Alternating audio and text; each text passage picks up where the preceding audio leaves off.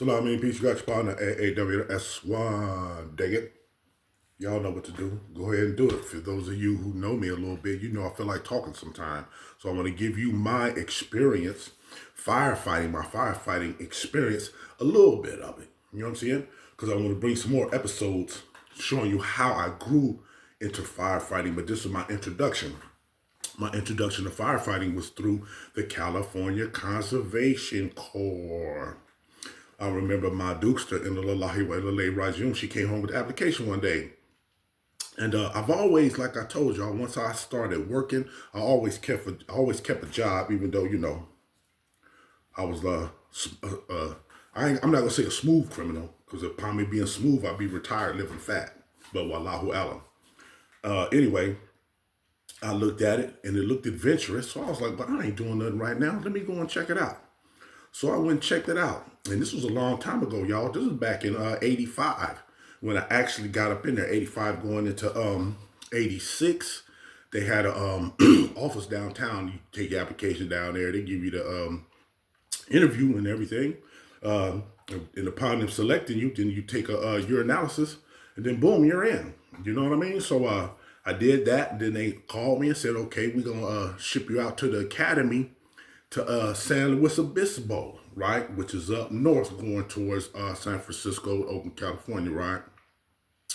And they gave me a time and date to meet up at the center. So I pushed up there, woo! And that's when they had everybody there. We all getting ready to go to the academy, right? We was about maybe 5 vans deep, men and women. You know what I'm saying? So it was cool. So we on the van with the women, you know what I'm saying? We all just chilling, it was cool. Ride up the coast, you know what I'm saying? Seeing all them beautiful scenic views, boom. We get there to the academy, and they assign us our rooms, and the women had rooms on the other side, and the males had rooms. No, I'm tripping. I done went way up. I done went fast forward. Y'all know me. What, bro? Let's bring it back. At the Academy of San Luis Obispo, they had like these little cabins. It was on the National Guard Armory, right? And they slept 4 to a cabin. And they were white, and they set up on these like little bricks. And they had these old coal stoves that you actually had to put coal in it with diesel fuel, right, to warm up. Because, up north, it's cold for California. Now, I know some of y'all may be watching from other states and say y'all don't know no cold, and that's true. But for Californians, that's cold. You know what I'm saying? So, hey. And they give you this, jumpsuit, this brown jumpsuit. You know what I'm saying? We called it a Tootsie Roll suit, right? Everybody wore Tootsie Roll suit and boots, right? And they had about 5 public phones there. And back then, everybody used to work satellite numbers. You know what I'm saying? And back in the, even though that was the 80s, right? That was 85 going to 86. Them satellite numbers was pumping all the way into the 90s. Because I used to use satellite numbers when I was living in Compton. And I used to use the phones right there on Wilmington and Rosecrans, right? And I was messing with somebody that was going to college in Louisiana. But anyway, let's go back. So, they instruct you physical training, of course, and then scholastically. So in the mornings, they get us up, we go eat breakfast, then it's PT, right? We have PT, we run miles, we do different exercises, you know what I'm saying? Run some type of obstacle course. I don't know what they do now, but back then, that's how they got down, right? Then after that, we had like a little break. I think it was lunch after that, and then we went to class. Because we went to class all day after that, till the end of the day, right? And then your day was over. And then I'm going to go forward a little bit. And then for the graduation part, you have to complete the scholastic part. You got to pass the scholastic part and the physical part. You know what I'm saying? And back then, I wasn't really focused, but it's what Allahu Alam. You know how you look back at your life and say, man, I should have did that. Even though there ain't no shoulda, coulda, woulda, right? That's just how Allah wrote it, man. And this cat has got a sense of humor. Believe that. And if you read the authentic hadith, you will see that it's Sahih, that he actually does have a sense of humor. Yeah, I read about it, and it's a trip, so you can go look it up for yourself. Anyway, I had me and two of these other cats. We pimped it, right? We was like, man, we ain't doing that physical stuff. So, and that's a shame, y'all. But I'm telling y'all the truth, right? I faked like I was hurt, right? We all did, and that's a shame, huh? Stop your lie. I shouldn't be telling y'all something negative, but it is what it is. So we got to sit up in the van all day. They used to call us Jerry's kids because we used to just sit up in the van, you know what I'm saying? And while they was out running and stuff, we talking about how we gonna make plans, how we gonna hook up. It was me and two cats from Long Beach, a white dude and a brother. We was cool, right? But we all got sent to different places. We thought we was always gonna end up in the same place, but they sent us all to different places. I don't remember how that actually worked out. I know I wanted to go somewhere up north, right? So we graduated. They sent us home because we didn't have to go directly to our satellite. We injured. So we go home, right? They sent us home with pay, right? Boom. So we getting ready to hook up. We talking on the phone to each other, getting ready to hook up with each other, you know what I'm saying? A lounge and kick it before we have to go back and report. Long story short, I ended up reporting. Everybody reported to their stations. My station was in Santa Clara, which is in San Jose, not too far from Great America. Now they got Levi Stadium over there with the 49ers. That don't even sound right, huh? How the San Francisco 49ers is playing in Santa Clara in San Jose? How do the Golden State Warriors from Oakland is playing in San Francisco? Come on, man. But anyway, I get there, we get to the training station, they assign us rooms, you know what I mean? And then they bring you out for an orientation. They give you your blue hat, right? That means like you at the bottom with the blue hat. If you got a green hat, you were a specialist.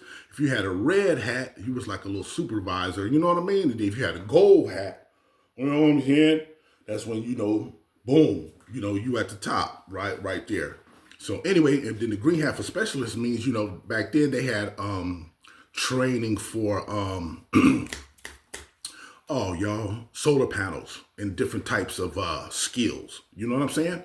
So we get in there, and back then I really wasn't focused on the firefighting. As you can see, I was into it.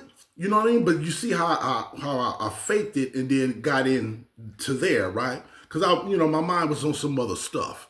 You see what I'm saying? And I was appreciated at first, but then now that I'm in here, I'm like, okay, now I'm finna get more extensive training. But what happened was I didn't have to go that route, but I ended up going that route anyway, so I have more extensive training there. And I dug that. You know what I mean? Because I trained with Helitech. Back then it was CDF, the California Department of Forestry. And we trained with them up in the Santa Cruz Mountains, man, at their station. You know what I mean? And that was raw. It was cool. You know what I mean? And I met this pilot. He was from this old school pilot, man. Used to fly in Vietnam. He was a pilot there. He was their Helitech pilot right there. And man, them cats are so sharp. And they had this chick on their crew, right? This redhead white girl. She was raw. Because I remember when we was out in the field doing a control burn, man, I seen that girl take 2 wet hoses, roll them up, throw her on her shoulders, and was humping up that mountain, man. And I was like, I dug her, you know what I mean? And she was the supervisor on our tool test, right? And also out in the field. But man, that white girl could hump her ass off. And then there was this Mexican chick that was with us in our crew, and she could hump her ass too, a big bone girl too, just like I like them. And I started getting off into it. And I remember I was talking to the pilot, right? He was like, yeah, man, in the wintertime, all we do is clean up. You know what I'm saying? It's easy money. We just sit up, clean up, eat steaks. Sometimes they may call us for flood control, but they really don't. Really back then, they really didn't do flood control. Now, I did flood control when I was in the CDC, the California Department of Corrections. I'm going to bring that video later, but I'm showing how this led to me getting into that. You know what I mean? And,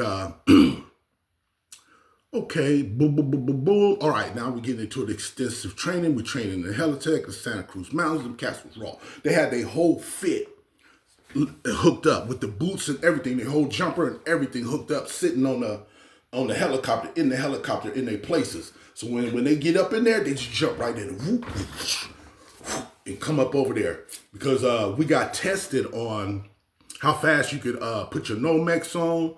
We got tested on if you could swim.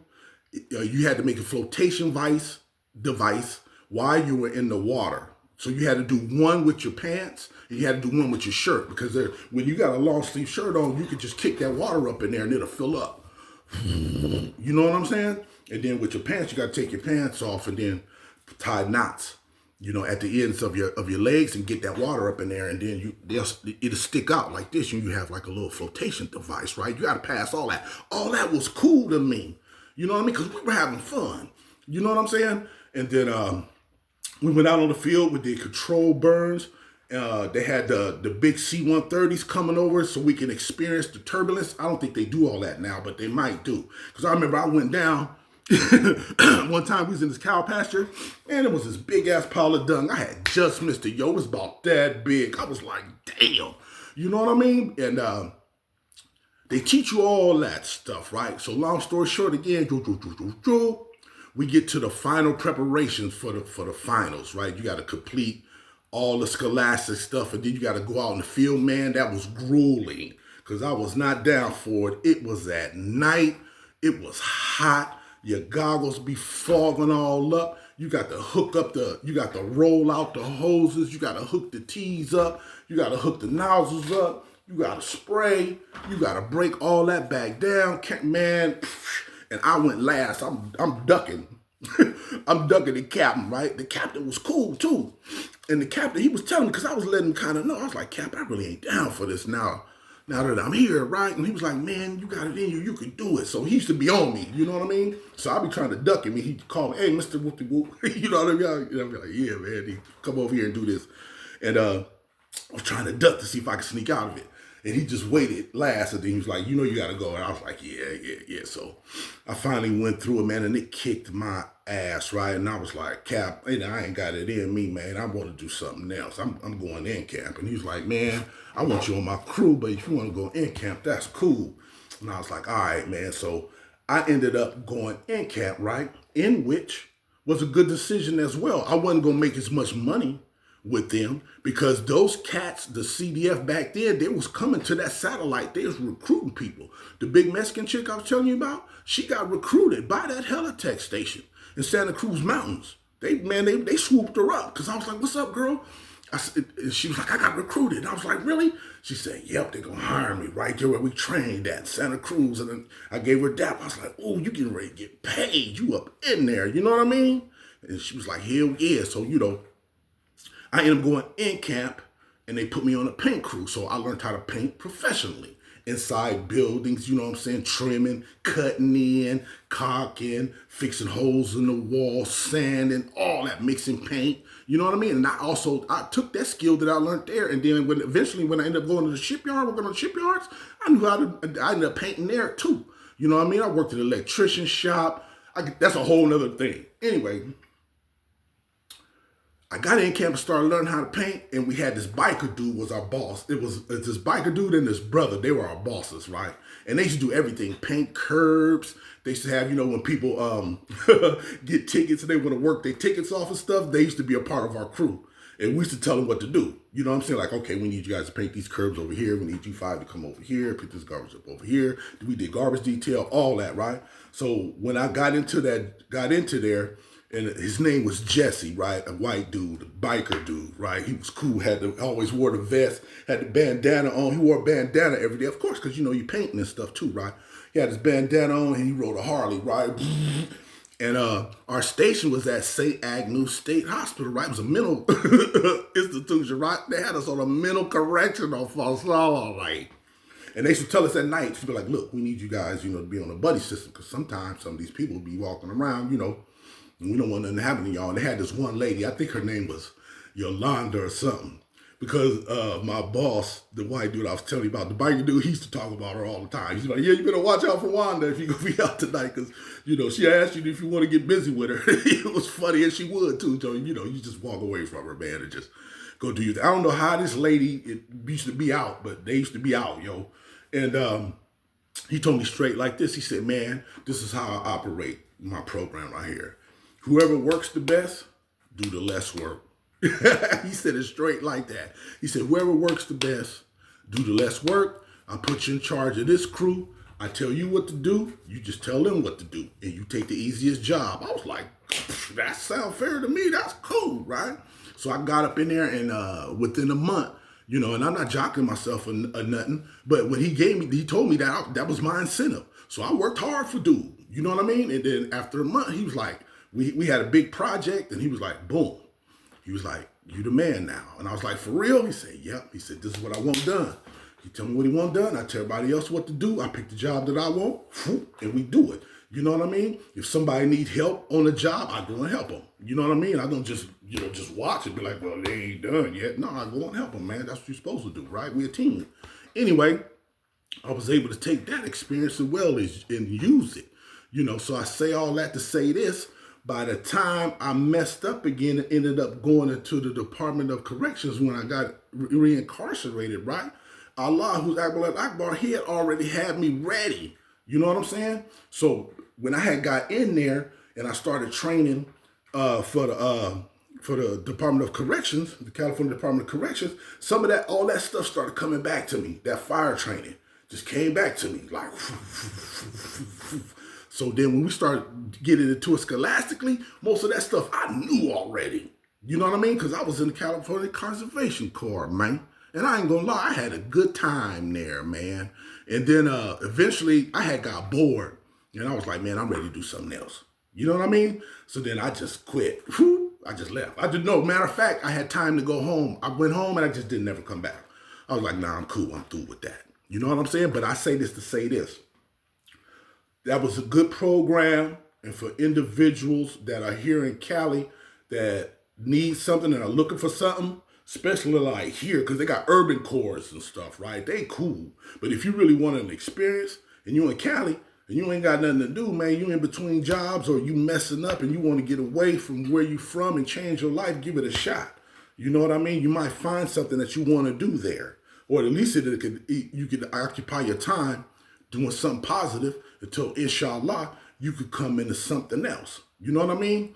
But it was a hell of an experience for me. And when I look back at it, I wish I could have harnessed the opportunities that I had to move forward, but that's why Allahu Alam. Because, ain't no such thing as shoulda, coulda, woulda. You know what I mean? But it's a trip how you get older and you able to look back.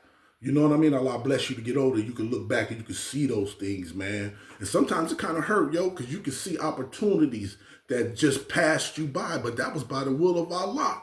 You know what I mean? Who's Akbar al-Akbar. So, hey, it is what it is, and it was what it was. And you got your partners at AWS1, dig it? And I wanted to bring this to you, but I'm not gonna bring the prison stuff to you yet because I got some other stuff I want to connect it with. It's gonna connect it to the Christianity to Islam series. You know what I mean? And then I'm going to get into my experience fighting fires for the California Department of Corrections. And that's when I actually was digging it. And I can give you more detail about the tools I was using and the fires that I went on and how I got up in the helicopter. You know what I'm saying? I used to say that to my captain all the time when I had got there, right? Say, Cap, I want my helicopter ride, man. You got to get me on the helicopter ride, man. You got to get us on the helicopter ride, And he was like, okay. Well, we'll see if you can hang on the crew. We'll see. But, I ended up getting my helicopter ride, flown in and flown out. It was cool. But I'll tell y'all about that later on, And I will give you more experiences on the fires and the hikes and the torpedoes that was there who tried to come on the crew and how fools froze on certain on certain hikes and things of this nature. Because, talk is cheap, And I've seen fools come from them level foes. Got a gang of time and make it down to camp, get in the camp. And when they get real, they get shook. I'm going to tell you about them kind of stories. Don't trip. You got your partners. Once again, AWRS1, dig it. I encourage all of you guys to please check out my episodes, man. You know what I mean? Because I have a variety of stuff, and that's just how I get out. You know what I mean? It's not like I'm really trying to strike, but I'm on a mission to do my thing. You see what I'm saying? And I never was one to be a follower, except for a follower of Allah, who's Akbar, Lord Akbar, and the sunnah of his Nabi, sallallahu alayhi wa sallam, and the righteous servants who came after them, Rahimullah, and Rahmatullah. You see what I'm saying? But other than that, I've always been my own individual, as you can see my style. Anyway, it's time to go. AAWRS1, dig it? Y'all know what to do. Go ahead and do it. Salam, meaning peace. Remain blessed, you and your families. And stay tuned, because I'm going to come back and let you know what's going on with this firefighter thing. I might just come back and just give it to y'all full blast before the fire thing goes over. And also, give the big ups to the people fighting the fires right now in LA and all the individuals that lost their homes, but also keep your eyes open and look, because it's a deeper meaning to what's going on, especially when it comes to fires. You know, it's always a conspiracy, one of them conspiracies. You know what I'm saying? But all conspiracies aren't conspiracies. You just have to have your eyes open. But it's Allah who will remove that veil for you to be able to see what's going on. So just keep your eyes open. You know what I mean? And don't believe what you hear all the time. And don't believe what you see on the news all the time. But just use your rationale and just look at what's going down, what's all that's going on. At AWS1, digger, y'all know what to do. Go ahead and do it. Salam and peace. Remain blessed. You and your family. Stay tuned for more, yo. Peace.